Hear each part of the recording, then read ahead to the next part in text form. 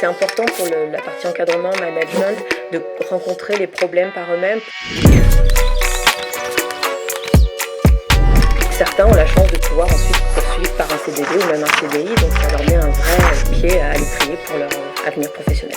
Bonjour Aurélie, tu es responsable du parcours contrôle qualité des produits de santé.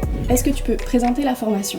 Il s'agit d'un Master 2 qui se réalise en alternance pour préparer au métier de l'industrie pharmaceutique en lien avec le contrôle qualité des produits de santé. Quel est ton plus beau souvenir lors de ta formation et les 2 semaines de Summer School à Cork en Irlande?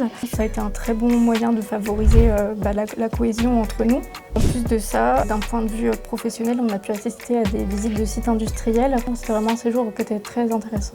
Donne un exemple concret de projet de recherche ou d'études de cas sur lesquels les étudiants travaillent pendant leur formation. On met en place la rédaction du module 3 du document technique pour la mise sur le marché d'un médicament. Et les étudiants vont gérer toute une partie de ce module. Donc là, ils vont faire les expériences, ils vont le rédiger en groupe. Ça apprend aussi le travail d'équipe et on donne une grande part à ces enseignements pratiques. L'étude de cas principale, on a fait de la production, nous, de nos comprimés et gélules qui étaient fixés sur l'aspirine. Et en plus de ça, après, on a mis en place les techniques de contrôle au niveau du produit fini en tant que tel ou sur le principe actif. Et le tout pour justement alimenter ce CTD et qui est vraiment, nous, notre projet final d'une bonne partie de notre semestre de master. Cite au moins 3 métiers auxquels pourront prétendre les futurs diplômés.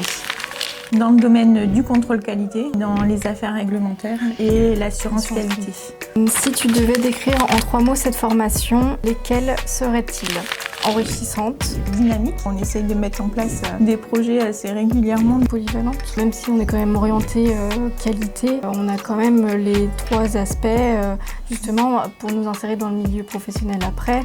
Ouais, c'est un avantage de faire ce master en apprentissage. Le lien entre les enseignements théoriques qu'on peut avoir à l'université et ensuite la mise en pratique directe au niveau d'une entreprise dans le domaine de l'industrie pharmaceutique. Certains ont la chance de pouvoir ensuite poursuivre par un CDD ou même un CDI, donc ça leur met un vrai pied à l'étrier pour leur avenir professionnel. Au début de l'année, ils sont 3 semaines à l'université, puis 3 semaines en entreprise. Et au fur et à mesure de l'année, les périodes en université vont diminuer pour aller sur un rythme où c'est 1 semaine à l'université, 3 semaines en entreprise. Et après, on a un nouveau changement de rythme en mai et en juin, où là aussi on retrouve des périodes de 2 semaines à l'université et 2 semaines en entreprise en fonction des besoins pédagogiques. En quoi cette formation répond-elle aux défis actuels de l'industrie pharmaceutique ?